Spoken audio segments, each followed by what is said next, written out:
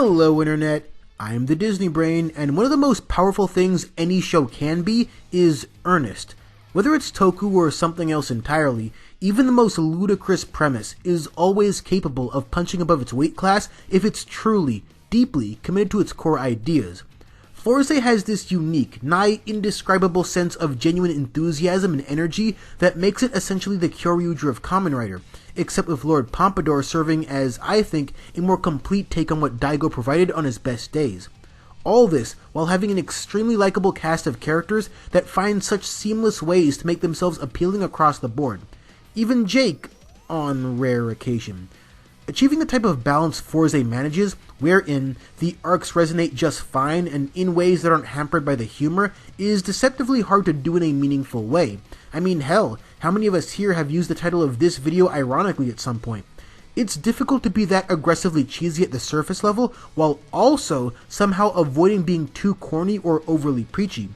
But the ways they make it work can be readily seen within Fourze's foundation of friendship, a foundation captured by the first 12 episodes that revolve around befriending, and by extension recruiting, the members of the Kamen Rider Club. But, before we discuss that, let's talk about the overarching elements present here.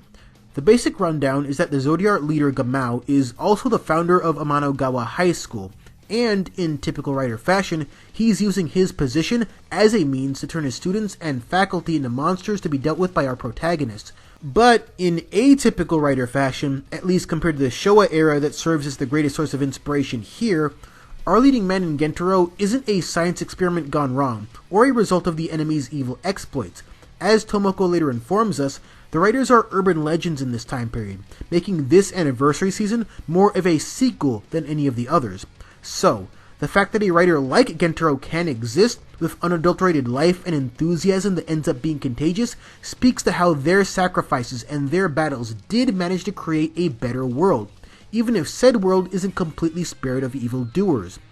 A more frontward-facing aspect here is how the show makes excellent use of the high school setting as a natural extension of everything happening. It rarely shortchanges you on delivering characters, situations, and plot points that, to use the term again, do feel like genuine elements in an otherwise hyperbolic schoolyard setting. When you think about the conflicts present in most Fourze episodes, from the heavily plot-relevant to the episodic, they present themselves as real teenagers going overboard for petty, minor, sometimes cringe-inducing reasons, and that's exactly why it works. Because in high school, from the perspective of someone that impressionable and that easily swayed by strong influences, none of these problems seem petty, seem minor, seem cringe until life keeps happening and you develop a more mature perspective on these things. Even for as bonkers as this show can get, the enemies coming about by way of juvenile desperation is easily one of its strongest details. Episode 2 presents us with the perfect example of all the well-utilized high school elements being put to work concurrently.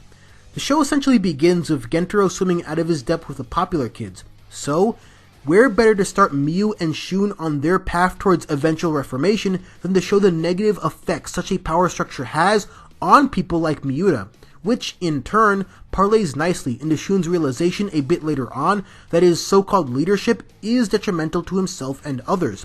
So what we see on multiple fronts is how much groundwork is being put in place here. Groundwork that also includes the continued butting of heads between Kengo and Gentaro, as well as Tomoko's more formal introduction as the most prominent connection to the legendary writers. After episode 2, most of the club members get 2-episode-long mini-arcs about their path towards earning a handshake from Gentaro. These arcs do well to allow the cast to reach novel understandings of both themselves and those around them, and sometimes one arc helps catalyze another, as with Miyu's impact on Shun. This naturally leads us to episode 3, where the focus is placed on Miyu, while also giving us some initial insight on the ever-dubious Jake. In addition to getting more of that sweet high school drama, this and episode 4 stand out in particular for one huge reason. Miyu truly and effectively flips the script on the double-edged sword of popularity. Everyone watching understands inherently that kids of her and Shun's ilk are usually perceived as being shallow. But rarely are those who uphold such cliches called out for creating almost a self-fulfilling prophecy, since, unsurprisingly, Viewing entire people exclusively through the prism of touchdown thrower or contest winner neck deep in fanboys is just as shallow. This was one of many, many moments that solidified just how special Fourze could be. You just don't tend to see stories play out like this, because so often in adolescent-focused media, we're exclusively writing along with what the writers assume is the more relatable kid. Yet, despite this show aiming a bit younger than some of the best examples thereof, they still had the sense to point out that shallow relationships aren't exclusive to the people being viewed as shallow, and that many of the people empowering this culture are completely unaware of their hypocrisy. You just kind of wish that this worked nearly as well when Jake becomes the focus immediately after, since his whole thing is literally just that, a shallow sense of camaraderie. And that's exactly what comes back to bite him. His pair of episodes gets the job done, and the idea of Gentaro embodying a no child left behind policy here speaks to a larger point about his character that I'll come back to. But it has the unfortunate retroactive effect of being barely connected to anything else we learn about Jake moving forward. Sure, he becomes a bit more reliable and has a fitting role in the KR Club, but it's not quite at the same level of other better thought out character paths, like how Shun and Miu's relationship goes through several understandable highs and lows before both end up in a comfortable place with themselves and each other. So a future two-parter that hinges on Jake's old love of music and his complicated relationship with his father felt a bit blindsiding, but the latter is a bit more reasonable, given that an emphasis on wonky father-son relationships created a major turning point for Shun, so best to give the characters distinct identities early on. We get that. But, this is easily where the music thing could have come in, especially since a karaoke bar is the setting for a major turning point in this arc. Speaking of Shun, he gets to be the star immediately after. Now, I know I tend to get a bit pedantic when it comes to how parents work in these types of shows, especially if they only seem to function as poorly conceived props in service of hilariously unearned resolutions. But here, in this context, I think not getting much out of Shun's father doesn't negatively impact his character at all, primarily because it doesn't really resolve in any notable or clean way, and because the KR Club, but primarily Miu, inform his character's progression more than his father ever could. And since this is Fourze, everything Shun's been doing in the foreground and the background leading up to that aforementioned growth has its place. So his father being this overly authoritarian figure in his life never comes out of left field. But on top of that, him not ever being there again doesn't strike me as cheapening these episodes either. His father is simply the context behind what we see, and we never actually need to see more. And, funnily enough, the events of this two-parter end up giving us just as much insight on the detention teacher's father-son struggles. So, all in all, I thought Shun's push towards becoming the person he wants to be was all well handled, and as I've mentioned, it being spurred on by Miu having done it first, thus leaving him in an awkward position, added a lot to it. Which brings us to the lovely Tomoko, a character who ends up having a lot of key moments throughout the series. This two-parter seeks to better understand why she feels like an outsider, one that seems to have finally found a home among other seemingly like-minded witches, which makes it extra fitting that she ends up being the first member of the KR Club to be tempted by the allure of Zodiac power. For a girl who doesn't even think she belongs on this planet, there can be no more fitting a source of temptation. So that's all well and good, and we get more or less what we'd expect from an arc about a high school lunar cult. But here's the real beauty of the second episode. Tomoko wants change. She's motivated by the prospect of becoming someone else and believes that literal otherworldly forces hold the key. But then, Gentaro takes her to the moon, the place she believes her destiny lies, and all she sees is empty gray craters. She's no different now than before she even considered the possibility of a lunar voyage. Built within perhaps the quirkiest, most uplifting writer season I've experienced so far is a somewhat bleak but very necessary truth. Space can't change anyone. It's a giant, wonderful mystery, and of course, very awesome, but even the man that expresses that sentiment with unbridled glee every episode understands this fact. Becoming who you were meant to be will eventually lead you to where you need to be. But it doesn't really work if reversed, which is exactly why Yuki, the gonzo space otaku and probably my favorite character in the show, also comments about what traveling to space really means to her. She's as gung-ho as they come, and every iota of her personality speaks to that. But even she understands inherently that just being in space isn't the same thing as earning her way up there on her own terms.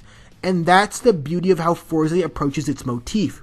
It presents an unabashed love and passion for it, while also being realistic about its place in our characters' lives. Likewise, Fourze has unbridled optimism about the power of personal connections, but then makes sure to highlight how much harm is being caused by toxic relationships, regardless of whose fault it might be, if anyone's. Of course, the fault is fairly easy to pin down when Yuki has a stalker. Speaking of Yuki's stalker, that leads us right into Kengo's focus episode, wherein the Rabbit Hatch entrance is destroyed. I like the fact that all this comes to pass by way of a more insane than usual antagonist who kidnaps a bus full of women that he thinks wronged him. It's treated as a lot more of an event than the episodes thus far, and that, juxtaposed against Kengo being the almost final piece of the club's puzzle yet to fully commit, works well. So in an effort to save him, we have everyone that's joined the club so far working in tandem, using whatever skills they bring to the table. It really does earn that signature moment near the end where Kengo finally accepts Gentaro and all of his zany friends, all adorably capped off by the planting of the club flag on the moon. Really neat way to close out the assembling of the club arc before Meteor enters the picture later on.